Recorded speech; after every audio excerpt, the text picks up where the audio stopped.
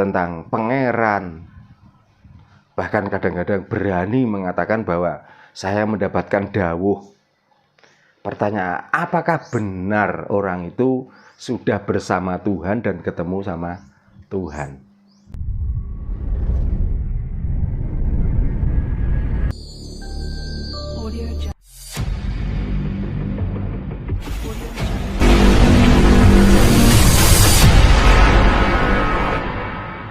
Paham. Selamat siang, salam rahayu sagung dumadi, selamat berjumpa kembali. Dan di mana saja saudara-saudara kita berada, selalu diberikan kenikmatan, selalu dapat bimbingan, pencerahan, kebahagiaan, lahir maupun batin, dan semuanya keluarga diberikan kesehatan. Rahayu. Rahayu.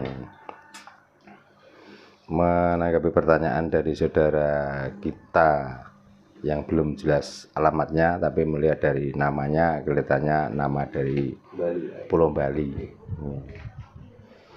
Menanyakan tentang Tuhan. Tuhan itu intinya apakah Tuhan itu membuat perintah? Membuat perintah. Memahami tentang Tuhan itu memang sangat sulit dan sangat rumit. Apalagi Tuhan yang bernama. Karena di Jawa tidak mengenal Tuhan yang bernama, tetap orang Jawa itu mengenali bahwa Tuhan datan kena kinaya ngopo. Di dalam ajaran agama yang sekarang sudah dianut bahkan mungkin mayoritas, di dalam Al-Quran pun juga disebutkan bahwa laisa kamislihi sayun, artinya sama. Datan kena kinaya ngopo, Tuhan tidak bisa dibayangkan seperti apa dan siapa dan di mana. Laisa kamislihi sayun juga sama artinya. Jangan pernah membayangkan, apalagi menamai, apalagi merekayasa tentang dawuh atau perintahnya. Karena diperkuat lagi dengan pengalaman Jawa dan pengalaman agama juga sama, bahwa Tuhan sebenarnya sudah bersatu bersama kita. Bahkan Tuhan itu lebih dekat daripada urat nadi leher kita. Kalau Tuhan itu pernah dawuh, kita harus memahami Tuhan yang mana yang pernah dawuh atau Tuhan yang mana pernah memerintah. Kalau pemahamannya masih tetap Tuhan yang di atas, Tuhan yang di sana, apalagi Tuhan yang punya rumah. Kalau rumah-rumah kita memang iya, tapi kalau rumah yang di sana, yang diagung-agungkan, masa iya Tuhan yang dimaksud Gusti atau Tuhan yang kita sembah itu rumahnya seperti itu? Dan pertanyaannya gini, di saat kita datang ke rumah Tuhan, ataupun kita itu seandainya pergi ke rumah seseorang, bahkan Mas Indra sendiri di saat datang ke rumah saya, apakah Mas Indra cukup melihat rumah saya dan mengelilingi rumah saya? Bukankah setiap Mas Indra mau datang ke rumah saya, paling tidak itu masuk ke rumah dan ketemu saya? Kalaupun sudah datang ke rumah saya dan bisa masuk tidak ketemu saya, apa yang terjadi? Memilih menunggu atau memilih pulang? Menunggu pun kalau kelamaan. Kalau kelamaan, Pak, tergantung kan mesti pulang dan kondisi. Nah, kan begitu. Kalau memungkinkan ya menunggu, kalau enggak ya balik pulang.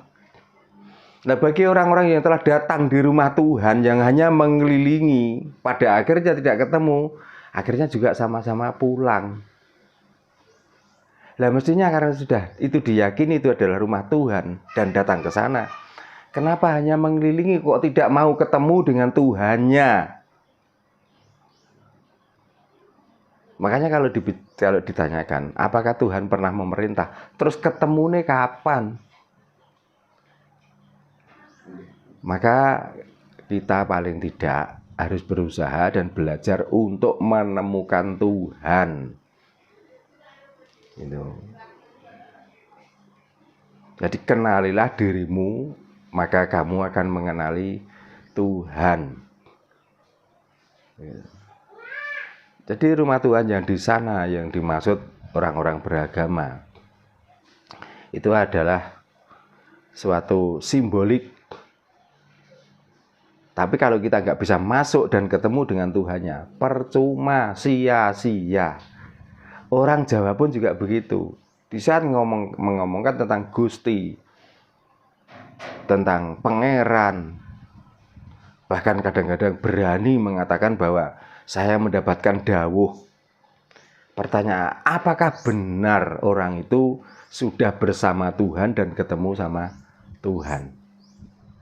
Karena begini loh, orang yang sudah bersama Tuhan dan sudah bertemu dengan Tuhan, ciri-cirinya, orang itu bahagia, orang itu sadar, dan orang itu cerdas.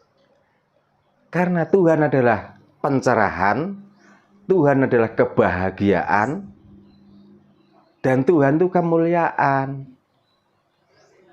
Orang yang merasa bertuhan dan orang yang selalu menyembah dengan Tuhan, kok hidupnya malah selalu banyak khawatir, hidupnya tidak bahagia, hidupnya tidak senang, dikala tidak satu akidah, tidak satu iman, dikala mendengarkan omongan orang yang tidak sepaham dengan mereka, dia marah, menyalahkan, berarti dia itu masih jauh dengan Tuhan.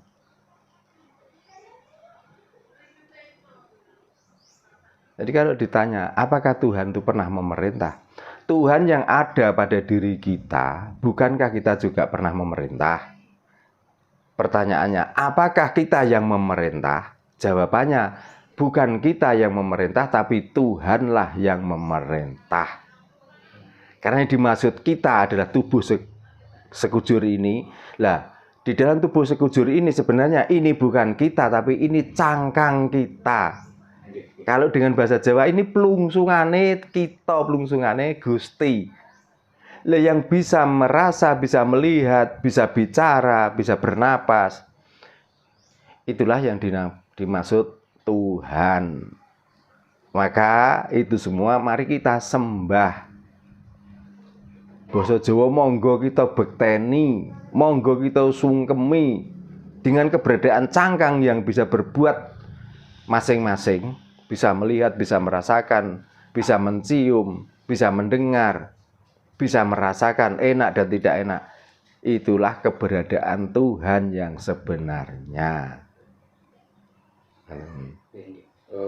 Bahwa untuk mengenal Tuhan itu kita harus mengenal diri sendiri, nggih. Kan sampun jelas beberapa agama juga mengatakan rata-rata sami mawon.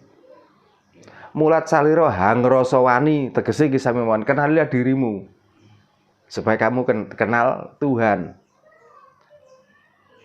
Man arafa nafsahu faqat arafa rabbahu, sama juga kenalilah dirimu maka kamu akan mengenal Tuhan. Hong wilaheng sekaring bawana langgeng, sama artinya bahwa manusia itu suwung, karena sebenarnya manusia itu pelungsungan atau cangkang bahasa Nusantara nih. Ya di dalam cangkang atau di dalam pelungsungan itu ada kehidupan, yaitu kehidupan Tuhan. Karena telah kukirim cahayaku atau rohku ke dalam diri manusia, yaitu roh Tuhan, roh Gusti. Terus niku Pak, cara untuk mengenal diri sendiri supaya kita ini mengenal Tuhan itu dengan cara apa Pak? Seperti apa? Di saat mata kita masih melihat, masih bisa membedakan warna, maka kagumilah mata Anda, rawatlah mata Anda supaya tidak dibuat atau melihat keburukan, atau tidak untuk menakut-nakuti orang. Karena dengan mata yang melorok itu juga jelas sudah aura pemarah, sudah kelihatan. Setelah begitu, bahagialah orang-orang yang mempunyai indera yang ada di dalam mata itu masih terang, benderang untuk melihat. Coba Mas Indra sendiri kemarin baru saja ada masalah di mata. Bingung toh? Iya Pak, bingung. Pertanyaannya gini, di saat Mas Indra sakit, datang ke Allah apa datang ke manusia? Ke manusia. Untuk berobat. Oke. Apakah Allah yang mengobati, apakah manusia yang mengobati? Manusia. Kadang-kadang manusia itu ngomongnya kementos, bahwa manusia itu sarana. Nah kalau sarana, kenapa kita nggak langsung ke pusatnya? Maka yang dinamakan Baitullah, orang yang punya rumah yang bisa mengobati orang itu untuk melangsungkan kelanggengan hidup. Kita bisa meneruskan hidup ini dengan langgeng. Itulah yang dimaksud Baitullah atau rumah Allah. Bukan dokter saja, siapapun yang bisa memberi pencerahan, siapapun yang bisa mengobati, siapapun yang bisa menerangi, siapapun yang bisa membuat bahagia. Ya itulah yang dimaksud Baitullah dengan bahasa Arab. Maka kita itu jangan belajar pada orang yang lagi bahagia. Jangan belajar orang yang hanya pintar membaca, hanya bisa menyampaikan kitab-kitab terdahulu. Kita tuh datang di saat orang itu kalau kena musibah. Coba bayangkan. Di saat kecelakaan kakinya patah. Di saat badannya utuh tapi ada penyakit di dalam tubuhnya. Bukankah itu cara kita tuh mengenali diri kita supaya kita itu selalu mengenali Tuhan? Oh, berarti lebih bahagia, lebih mulia saya dibanding orang ini. Di saat dia kesakitan, di saat dia butuh pertolongan, siapapun Tuhannya, siapapun yang disembah, bengok-bengok kaya apa, ini masih butuh manusia. Karena sebenarnya ya manusia inilah wakil Tuhan atau tangan kanan Tuhan, dan bisa dikatakan itulah Tuhan yang nyata. Berarti intinya kalau kita bersyukur, itu akhirnya kita sudah bersyukur kepada Tuhan, Pak. Bukan bersyukur kepada Tuhan, bersyukurlah pada yang menghidupi. Lah, yang menghidupi itu lagi ya baru dimaksud Tuhan. Maka saya sering bertanya, bagaimana? Apakah kita yang dilindungi Tuhan? Apakah kita yang harus melindungi Tuhan? Kalau kita dilindungi Tuhan, kita nggak akan mati kok, kita nggak akan sakit kok. Aman terus Pak. Tapi untuk menjaga kita supaya nggak mati dan nggak sakit, maka kita yang harus melindungi Tuhan supaya nggak lepas pada diri kita Tuhan itu. Ya, setiap penemu itu mesti kontras. Karena salahnya, kenapa? Salahnya orang-orang itu masih belajar dengan masa lalu. Dan kalaupun datang ke rumah Tuhan itu mendatangi bangunan yang kotak. Makanya sukanya sering mengkotak-kotakkan orang dan membeda-bedakan orang. Coba ambil syariat dari tawaf.